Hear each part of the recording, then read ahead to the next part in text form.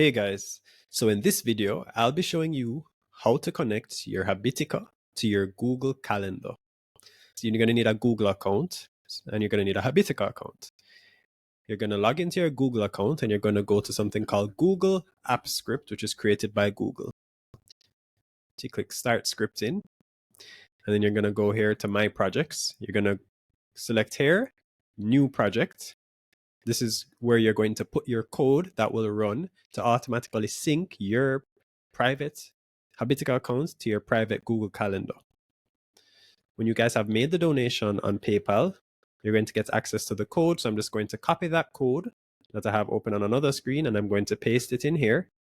And then there are going to be 3 key points that you are going to edit in the code: the calendar ID, the Habitica user ID, and the Habitica API token. So first thing, let's go to Google Calendar. So what I usually suggest is that you create a new calendar specific for your Habitica so that you can easily hide it and show it. So you're going to click Add Other Calendars. You're going to click Create New Calendar. And then you can type in the name of your calendar. Doesn't really matter. Let's call it Habitica Connect. You're going to click Create Calendar. It's going to load.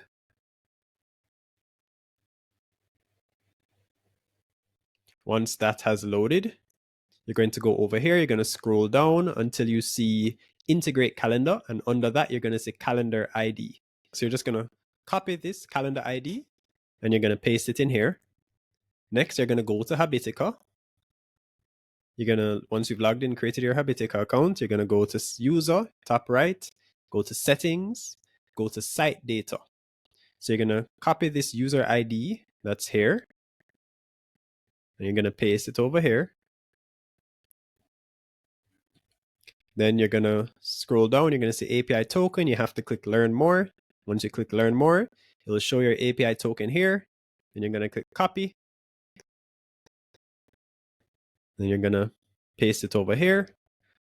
Now, I usually will just rename the project. Let's call it Habitica Connect.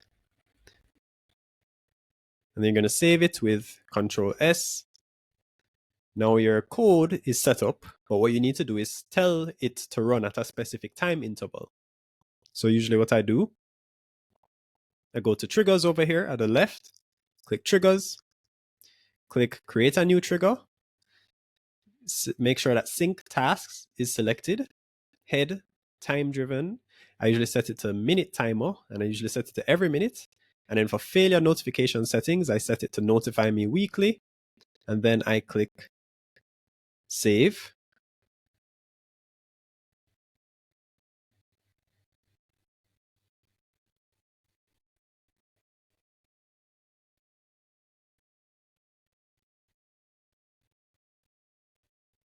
Now what you're going to have to do is give it access to your Google Calendar. And remember, this is your code running on basically your private server. So there's no access for me.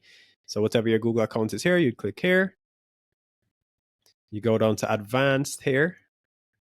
And then you click go to Habitica Connect.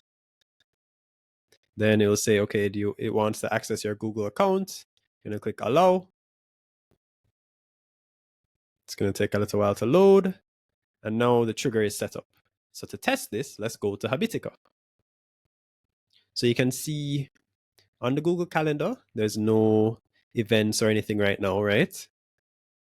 So let's say we want to wash the dishes. And we want to wash the dishes today at 4 p.m. to 5 p.m. You make sure to select a date.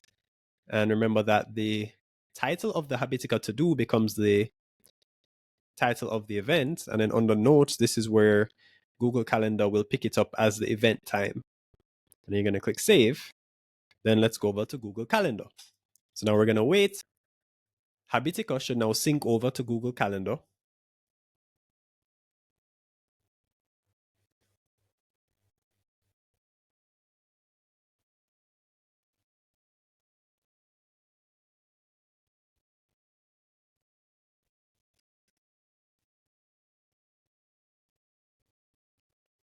And that's it. You can see it has now synced over automatically.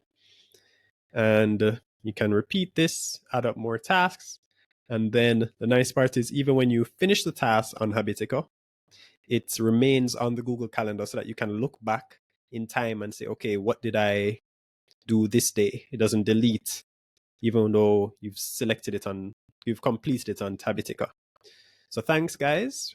Let me know any feedback on the code, things you'd like me to improve, work on, and thank you for the donation.